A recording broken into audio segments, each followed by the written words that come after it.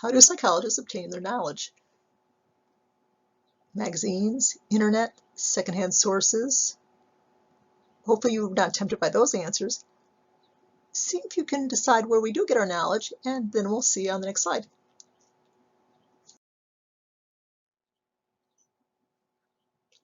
How do psychologists obtain their knowledge? Magazines, internet, secondhand sources. Hopefully you're not tempted by those answers. See if you can decide where we do get our knowledge, and then we'll see on the next slide.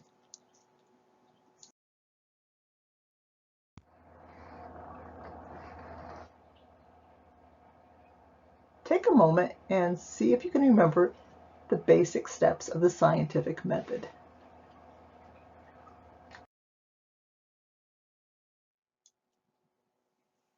So for our first step, we have develop a hypothesis. The asterisk means I'm going to have some cautions for you in the next slide based on common mistakes I see students make on tests. You cannot put the word hypothesis. It's a lazy answer. It's not a complete concept. So develop a hypothesis is a good answer, though you do not have to say develop a hypothesis for me. You could say, well, think of some different ways of saying develop a hypothesis, and I'll pause for a moment. Create a hypothesis, good. State a hypothesis, excellent. Formulate a hypothesis. You get the idea. So on the test, definitely tell me a phrase involving a hypothesis. You also need to know this hypothesis needs to be a statement, not a question. You'll see that on the next slide. And also, it must be specific. It's not sufficient to say that one variable affects another. How does it affect it? It makes it quicker, slower, bigger, smaller, and so on. So again, it needs to be a specific prediction. For step 2, you could put test hypothesis. That's a logical follow-up. Conversely, it's also very good to put gather data. Either one is good, but don't put both on a test. If you double list a step, it makes me think that you're confused. So choose one or the other, whichever you prefer. I've listed for you some of the different ways of testing the hypothesis. Observational research, case study, survey, correlational study, experiment. So we have many options, including these, and some additional ones as well. The next step, you'll create a mountain of data. The next step would be analyze the data. Do you have to use the word analyze? No, you could interpret it. You can apply statistics to it, but you get the idea. More than just one word. Last step, and a lot of students stop there, and unfortunately they can't get full credit. The last step is to publish the results. Can you share that differently? Absolutely. Share the results is also very good. So absolutely positively make sure that you can easily list the 4 steps of the scientific method.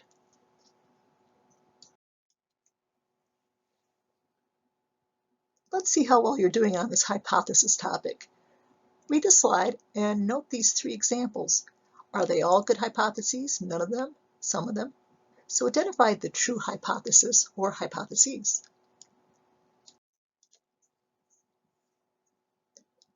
Our first example has a question, not a statement, so that is not a hypothesis. I often see questions on tests. The next one is prediction, statement, specific. It is an excellent hypothesis, and we can test it. The third one, much too vague, so it would not be a good or testable hypothesis.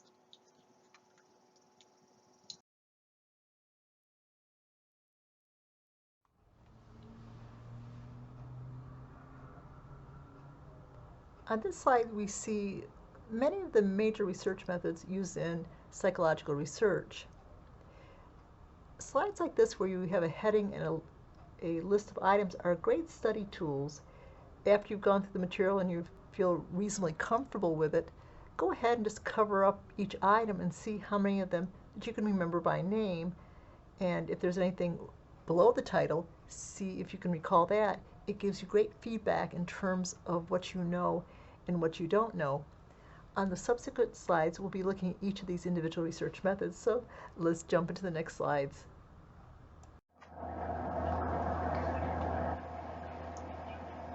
So some of the more famous case studies in abnormal psychology would be related to multiple personality disorder. Were you able to think of any? Probably the most famous one would be Sybil both in a book and a movie. I remember reading the books as undergraduate. I was very fascinated. Another major one that was released after that would be called The Three Faces of Eve. I assume you can guess how many personalities she had. I also read that as an undergraduate. Other famous case studies. Did you come up with any possibilities? Sometimes students will say, the little Albert study. No, that was an experiment. Other will say Ivan Pavlov's work. No, that was also an experiment. You might recognize on the bottom the picture of Phineas Gage. And maybe your teacher in intro psych discussed Oliver Sacks, the man who mistook his wife for a hat. Not all teachers do, but I like to mention in intro psych, so perhaps you're familiarized with that one. In my very first semester at the college, I ordered that for the library, and that was well over 20 years ago.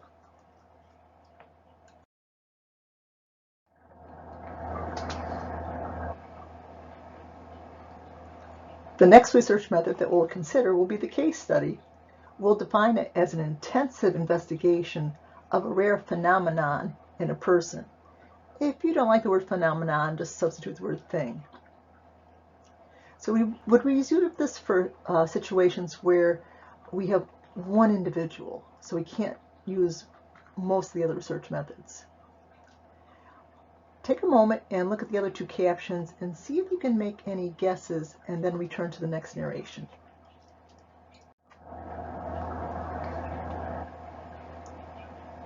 So some of the more famous case studies in abnormal psychology would be related to multiple personality disorder. Were you able to think of any? Probably the most famous one would be Sybil, both in a book and a movie. I remember reading the books as undergraduate. I was very fascinated. Another major one that was released after that would be called The Three Faces of Eve. I assume you can guess how many personalities she had. I also read that as an undergraduate. Other famous case studies. Did you come up with any possibilities? Sometimes students will say, the little Albert study. No, that was an experiment. Other will say Ivan Pavlov's work. No, that was also an experiment. You might recognize on the bottom the picture of Phineas Gage. And maybe your teacher in intro psych discussed Oliver Sacks, the man who mistook his wife for a hat. Not all teachers do, but I like to mention in intro psych, so perhaps you're familiarized with that one. In my very first semester at the college, I ordered that for the library, and that was well over 20 years ago.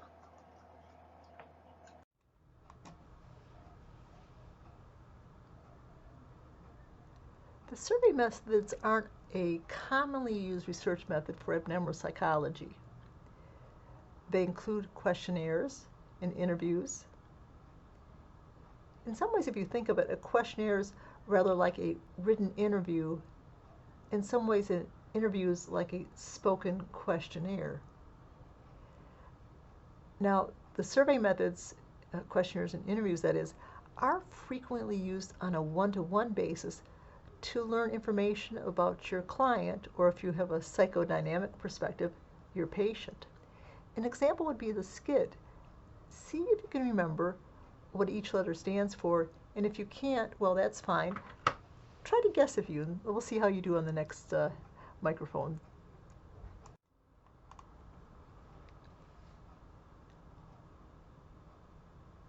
Well, I assume even if you couldn't remember the SCID, you'd correctly guess the I as being an interview. The S would be structured, C would be clinical, and D would be the D of our DSM. So structured clinical interview of the DSM, which is one of the gold standards for interview formats and choices.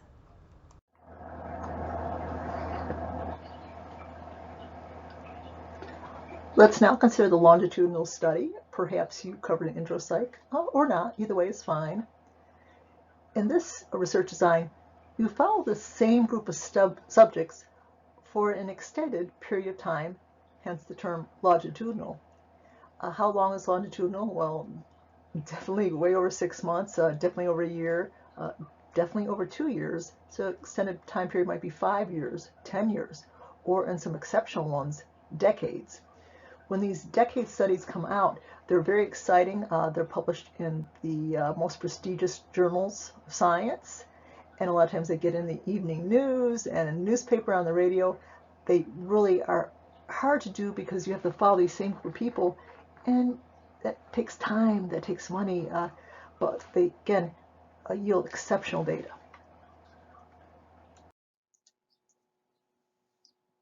So again, as we've learned, positive and negative have nothing to do with good or bad. It has to do with our data.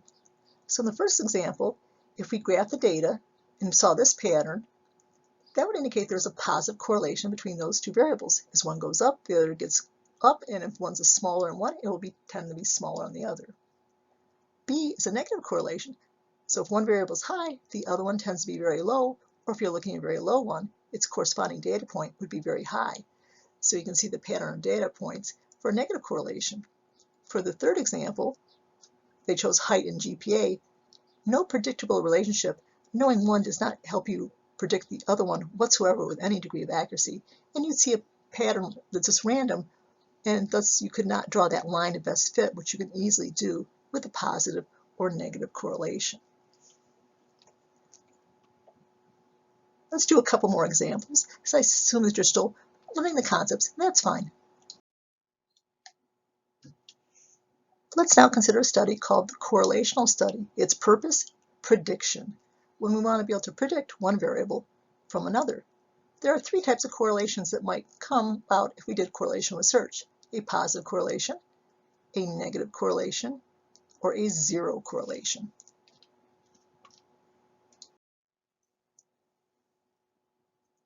Let's now consider the experiment. We're really not supposed to have a favorite research method, like people are not supposed to have a favorite child, but in this case, I think it's okay.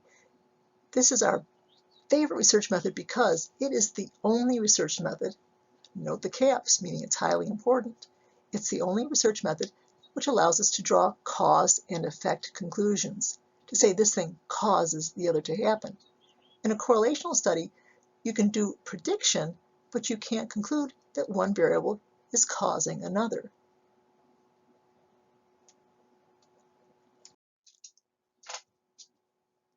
Let's consider an example. Let's say that I'm hired by a business to correlate two interesting variables: ice cream sales for every day in a year and deaths by drowning. And I find that there is a predictable correlation. On days where there's lots of ice cream sales, there tends to be more drowning. On days with very few ice cream sales, there tends to be less drowning. Are you willing to say that when people drown, people go out and have ice cream parties? Well, I hope not. If you eat ice cream, you're likely to flop around the floor and drown? Obviously not. So you can see that one can be predicted from the other, but what is causing the relationship? It's a third variable, if that's a hint. So on days with high ice cream sales, it's harder. When it's hotter, more people tend to swim, and not everybody swims as well as everybody else, so we have a higher rate of drowning.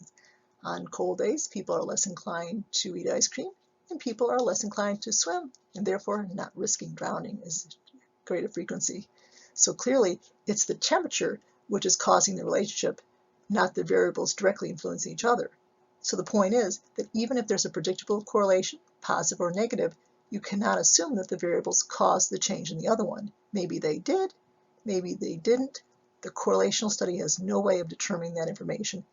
If you want to do cause and effect, you better do an experiment.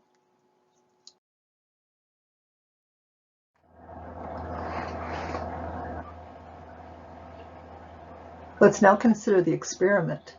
The experiment may or may not use deception. Many students, primarily in intro psych, I hope, are surprised that psychologists can still use deception in experiment. Consider the placebo pill. Isn't that deception? Experiments will have two variables and two groups.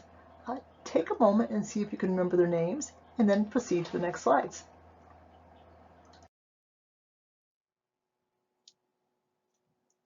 So let's look at the basic components of experiment, those elements which eventually allow the cause and effect conclusion to occur.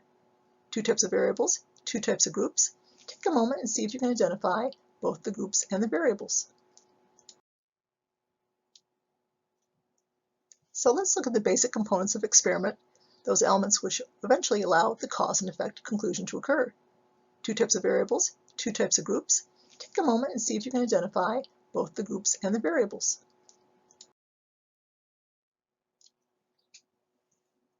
So now let's learn our terminology, which is specific to the experiment, starting with variables.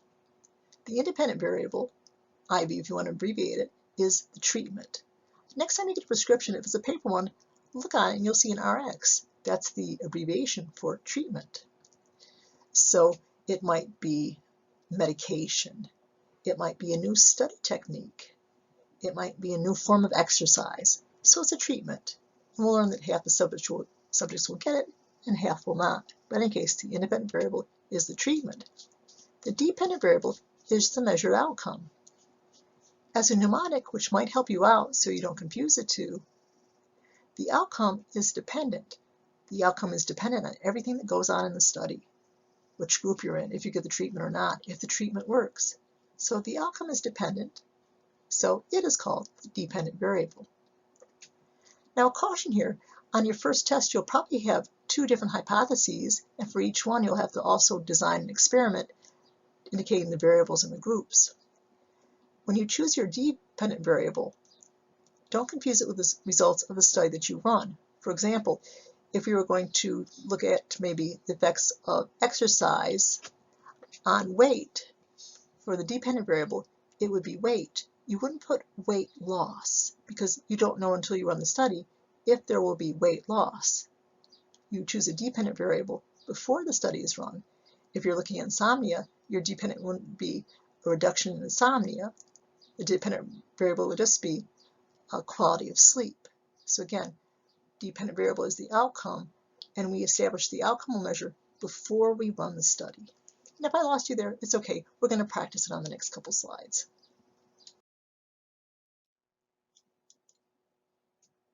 Before we're ready to apply our terms, we have learned the other set of terms, the groups. Experimental group. There's the subjects who get the treatment, whatever that treatment might be. It might be medication. It might be a new study technique. It might be exercise. You get the idea. It's the treatment. So if they're getting the treatment, they are the experimental group. The control group, well, they would be the subjects who do not get the treatment. They're treated like in every other way, so if the experimental group gets a pill, the control group gets a placebo pill, and so on. So we need the control group for comparison. What would happen if the people didn't, or the animals didn't get the treatment? So in psychology, there's haves and have-nots. Sometimes it's better to be in the have-not group, sometimes it's better to be in the have group. But now let's apply this and see how we do.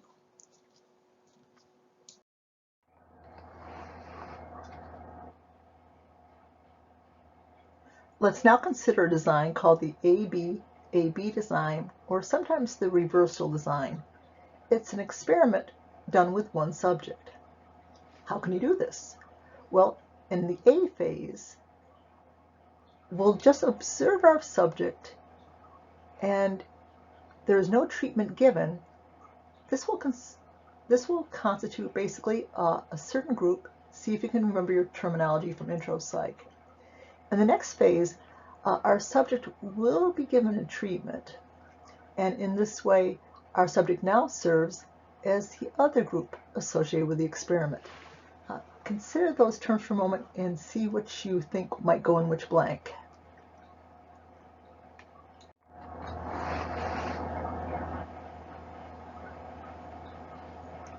So in phase A, it's rather analogous to a control group.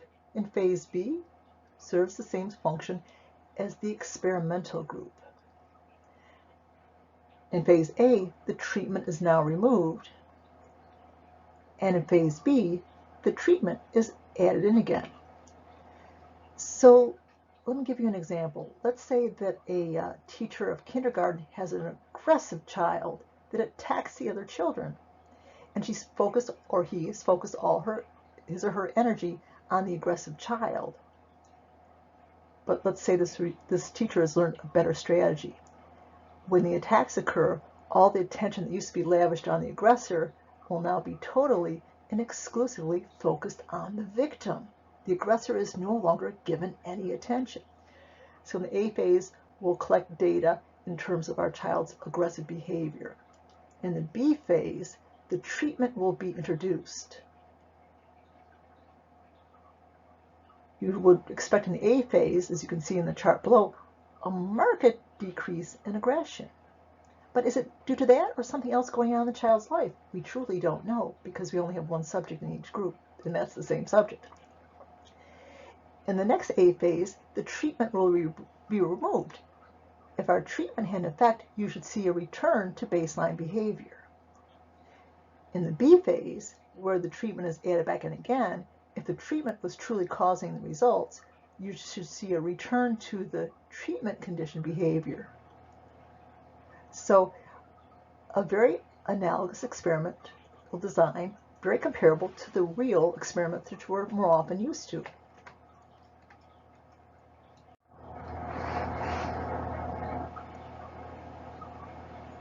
And to answer the question posed on our slide, what was the independent and dependent variable in our example? Well, if the independent variable is the treatment would be the attention the teacher lavished on the victim. The dependent variable, the thing that we suspect would depend on whether or not the individual got a treatment, the dependent variable would be the aggression rate of our child that we're trying to have an altered and better plan for their behavior.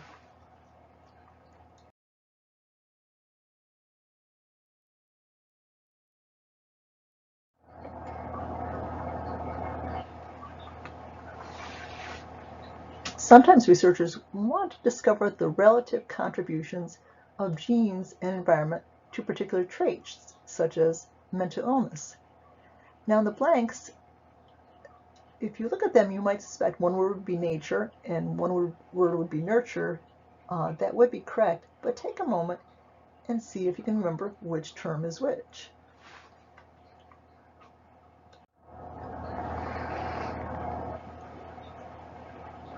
Hopefully you wanted to put in the first blank for the words relating to genes or genetic, nature, and the second blank related to environment, which is sometimes referred to as learning factors. Hopefully you wanted the word nurture. There are three main studies that explore the nature versus nurture contribution to characteristics. One is the kinship, sometimes called family study. This is when we just look to see if we can find family lines in which that generational trait runs in many, many generations of the family, if it's being passed down. Other designs that are also genetic related studies include the adoption study, which we try to determine if the child with a condition is more like the parents that gave the genes or the parents that gave the environment. The third type of study is twin study, comparing the rate of the condition in identical versus fraternal twins. Obviously, the twin would be raised in the home with the other twin, so the environment is always held constant, but the genetics involved vary in terms of the genetic relatedness of the twin types. You may or may not remember or have covered in intro psych that identical twins share 100% of their genes in common, whereas fraternal twins, like any other set of siblings, share on average 50% of their genetic material in common. So this is used to calculate with complex statistics the relative contributions of genes and environment.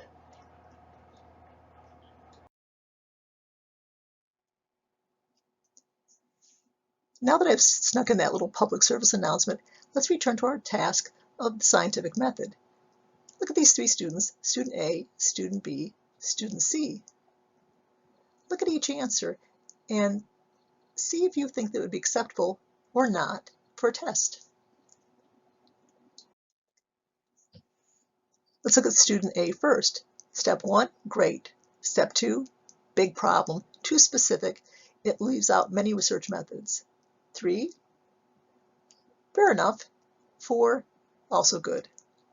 For student B, number 1, much too lazy. What about the hypothesis? That would not receive credit. 2, fine. 3, fine. 4, also fine. Student C, 1 is good. 2 is vague enough. It's also good. 3 is good. And 4 is good. So make sure that you, if asked this question on a test, would be able to do it easily.